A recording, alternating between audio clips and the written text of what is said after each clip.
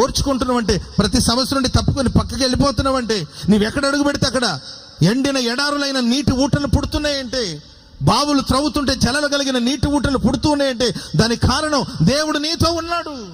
అది కరువు కాలమైన నీ దగ్గర సమృద్ధి ఉంది. దేశంలో అందరూ ఆకలితో చచ్చిపోతుంటే నీ దగ్గర సమృద్ధి అయిన ఆహారం ఉంది.